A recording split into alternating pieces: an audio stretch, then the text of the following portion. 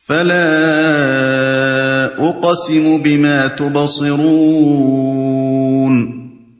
وما لا تبصرون انه لقول رسول کریم وما هو بقول شاعر قليلا ما تؤمنون ولا بقول كاهن قليلا ما تذكرون تنزيل من رب العالمين بس نہیں، میں قسم کھاتا ہوں ان چیزوں کی بھی جو تم دیکھتے ہو اور ان کی بھی جنہیں تم نہیں دیکھتے۔ یہ ایک رسول کریم کا قول ہے، کسی شاعر کا قول نہیں ہے۔ تم لوگ کم ہی ایمان لاتے ہو، اور نہ یہ کسی کاہن کا قول ہے، تم لوگ کم ہی غور کرتے ہو۔ یہ رب العالمین کی طرف سے نازل ہوا ہے۔ بس نہیں، یعنی تم لوگوں نے جو کچھ سمجھ رکھا ہے بات وہ نہیں ہے، رسول کریم کا قول ہے۔ یہاں رسول کریم سے مراد محمد صلی اللہ علیہ وسلم ہیں، اور سورہ تکویر آیت 19 میں اس سے مراد جبریل علیہ السلام ہیں۔ اس کی دلیل یہ ہے کہ یہاں قرآن کو رسول کریم کا قول کہنے کے بعد فرمایا گیا ہے کہ یہ کسی شاعر یا کاہن کا قول نہیں ہے، اور ظاہر ہے کہ کفار مکہ جبریل کو نہیں بلکہ محمد صلی اللہ علیہ وسلم کو شاعر اور کاہن کہتے تھے۔ بخلاف اس کے سورہ تکویر میں قرآن کو رسول کریم کا قول کہنے کے بعد فرمایا گیا ہے کہ وہ رسول بڑی قوت والا ہے، صاحب عرش کے ہاں بلند مرتبہ رکھتا ہے، وہاں اس کی بات مانی جاتی ہے، وہ امانت دار ہے، اور محمد صلی اللہ علیہ وسلم نے اس کو روشن افق پر دیکھا ہے۔ قریب قریب یہی مضمون سورہ نجم آیات 5 تا 10 میں جبریل علیہ السلام کے متعلق بیان ہوا ہے۔ یہاں یہ سوال پیدا ہوتا ہے کہ قرآن کو محمد صلی اللہ علیہ وسلم اور جبریل کا قول کس معنی میں کہا گیا ہے؟ اس کا جواب یہ ہے کہ لوگ اس کو حضور کی زبان سے اور حضور اسے جبریل کی زبان سے سن رہے تھے، اس لیے ایک لحاظ سے یہ حضور کا قول تھا اور دوسرے لحاظ سے جبریل کا قول۔ لیکن آگے چل کر یہ بات واضح کر دی گئی ہے کہ فی الاصل یہ رب العالمین کا نازل کردہ ہے، جو محمد صلی اللہ علیہ وسلم کے سامنے جبریل کی زبان سے اور لوگوں کے سامنے محمد صلی اللہ علیہ وسلم کی زبان سے ادا ہو رہا ہے۔ خود رسول کا لفظ بھی اس حقیقت پر دلالت کرتا ہے کہ یہ ان دونوں کا اپنا کلام نہیں ہے، بلکہ پیغامبر ہونے کی حیثیت سے انہوں نے اس کو پیغام بھیجنے والے کی طرف سے پیش کیا ہے۔ کم ہی ایمان لاتے ہو، کم ہی ایمان لاتے ہو کا ایک مطلب عربی محاورے کے مطابق یہ ہو سکتا ہے کہ تم ایمان نہیں لاتے، اور دوسرا مطلب یہ بھی ہو سکتا ہے کہ قرآن کو سن کر کسی وقت تمہارا دل خود پکار اٹھتا ہے کہ یہ انسانی کلام نہیں ہو سکتا، مگر پھر تم اپنی ضد پر اڑ جاتے ہو اور اس پر ایمان لانے سے انکار کر دیتے ہو۔ نازل ہوا ہے۔ حاصل کلام یہ ہے کہ جو کچھ تمہیں نظر آتا ہے اور جو کچھ تم کو نظر نہیں آتا، اس سب کی قسم میں اس بات پر کھاتا ہوں کہ یہ قرآن کسی شاعر یا کاہن کا کلام نہیں ہے، بلکہ رب العالمین کا نازل کردہ ہے، جو ایک ایسے رسول کی زبان سے ادا ہو رہا ہے جو کریم یعنی نہایت معزز اور شریف ہے۔ اب دیکھیے کہ یہ قسم کس معنی میں کھائی گئی ہے۔ جو کچھ لوگوں کو نظر آ رہا تھا وہ یہ تھا کہ نمبر 1، اس کلام کو ایک ایسا شخص پیش کر رہا تھا جس کا شریف النفس ہونا مکے کے معاشرے میں کسی سے چھپا ہوا نہ تھا۔ سب جانتے تھے کہ اخلاقی حیثیت سے یہ ان کی قوم کا بہترین آدمی ہے۔ ایسے شخص سے یہ توقع نہیں کی جا سکتی تھی کہ وہ اتنا بڑا جھوٹ لے کر اٹھ کھڑا ہوگا کہ خدا پر بہتان باندھے اور اپنے دل سے ایک بات گھڑ کر اسے خداوند عالم کی طرف منسوب کر دے۔ 2، وہ یہ بھی علانیہ دیکھ رہے تھے کہ اس کلام کو پیش کرنے میں اپنا کوئی ذاتی مفاد اس شخص کے پیش نظر نہیں ہے، بلکہ یہ کام کر کے تو اس نے اپنے مفاد کو قربان کر دیا ہے، اپنی تجارت کو برباد کیا، اپنے عیش و آرام کو تج دیا، جس معاشرے میں اسے سر آنکھوں پر بٹھایا جاتا تھا اسی میں گالیاں کھانے لگا، اور نہ صرف خود بلکہ اپنے بال بچوں تک کو ہر قسم کے مصائب میں مبتلا کر لیا۔ ذاتی مفاد کا خواہش مند ان کانٹوں میں اپنے آپ کو کیوں گھسیٹتا؟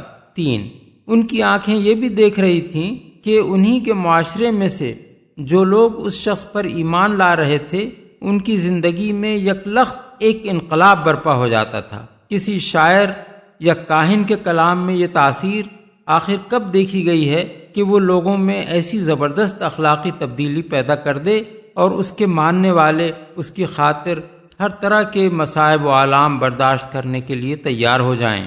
4، ان سے یہ بات بھی چھپی ہوئی نہ تھی کہ شعر کی زبان کیا ہوتی ہے اور کاہنوں کا کلام کیسا ہوتا ہے۔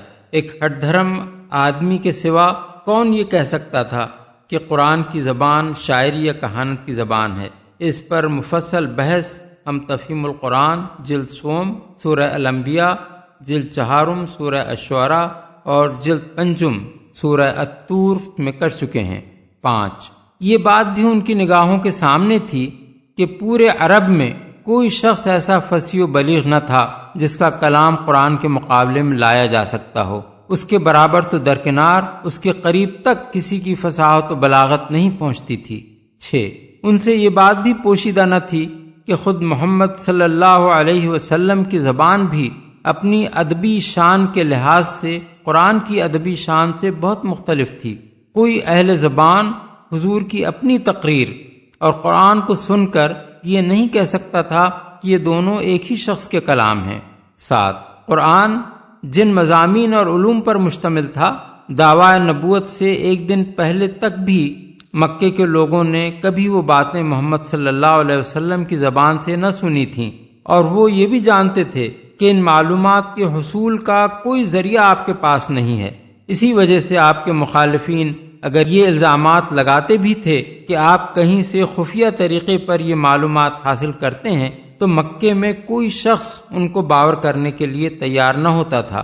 8، زمین سے لے کر آسمان تک اس عظیم الشان کارخانہ ہستی کو بھی وہ اپنی آنکھوں سے چلتا ہوا دیکھ رہے تھے، جس میں ایک زبردست حکیمانہ قانون اور ہمگیر نظم و ضبط کار فرما نظر آ رہا تھا۔ اس کے اندر کہیں اس شرک اور انکار آخرت کے لیے کوئی شہادت نہیں پائی جاتی تھی جس کے اہل عرب معتقد تھے، بلکہ ہر طرف توحید اور آخرت کی صداقت کے شواہد ملتے تھے جسے قرآن پیش کر رہا تھا۔ یہ سب کچھ تو وہ دیکھ رہے تھے، اور جو کچھ وہ نہیں دیکھ رہے تھے وہ یہ تھا کہ فی الواقع اللہ تعالیٰ ہی اس کائنات کا خالق و مالک اور فرماروا ہے۔ کائنات میں سب بندے ہی بندے ہیں، خدا اس کے سوا کوئی نہیں ہے۔ قیامت ضرور برپا ہونے والی ہے۔ محمد صلی اللہ علیہ وسلم کو واقعی اللہ تعالیٰ ہی نے اپنا رسول مقرر کیا ہے، اور ان پر اللہ ہی کی طرف سے یہ قرآن نازل ہو رہا ہے۔ ان دونوں قسم کے حقائق کی قسم کھا کر وہ بات کہی گئی ہے جو اوپر کی آیات میں ارشاد ہوئی ہے۔ وَلَوْ تَقَوَّلَ عَلَيْنَا بَعْضَ الْأَقَاوِيلِ لَأَخَذْنَا مِنْهُ بِالْيَمِينِ ثُمَّ لَقَطَعْنَا مِنْهُ الْوَتِينَ فَمَا مِنْكُمْ مِنْ أَحَدٍ عَنْهُ حَاجِزِينَ۔ اور اگر اس نبی نے خود گھڑ کر کوئی بات ہماری طرف منسوب کی ہوتی تو ہم اس کا دایاں ہاتھ پکڑ لیتے اور اس کی رگے گردن کاٹ ڈالتے، پھر تم میں سے کوئی ہمیں اس کام سے روکنے والا نہ ہوتا۔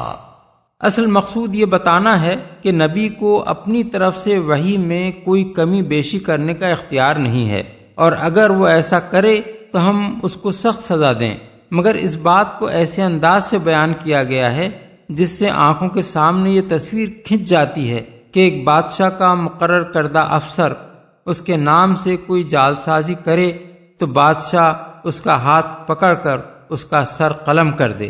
بعض لوگوں نے اس آیت سے یہ غلط استدلال کیا ہے کہ جو شخص بھی نبوت کا دعویٰ کرے اس کی رگے دل یا رگے گردن اگر اللہ تعالیٰ کی طرف سے فوراً نہ کاٹ ڈالی جائے تو یہ اس کے نبی ہونے کا ثبوت ہے۔ حالانکہ اس آیت میں جو بات فرمائی گئی ہے وہ سچے نبی کے بارے میں ہے، نبوت کے جھوٹے مدعیوں کے بارے میں نہیں ہے۔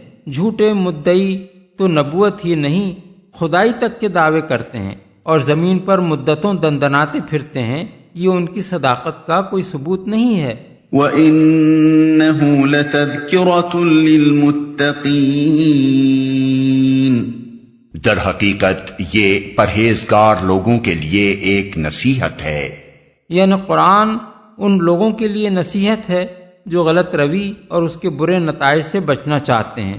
وَإِنَّا لَنَعْلَمُ أَنَّ مِنكُم مُّكَذِّبِينَ وَإِنَّهُ لَحَسْرَةٌ عَلَى الْكَافِرِينَ وَإِنَّهُ لَحَقُّ الْيَقِينِ فَسَبِّحْ بِاسْمِ رَبِّكَ الْعَظِيمِ۔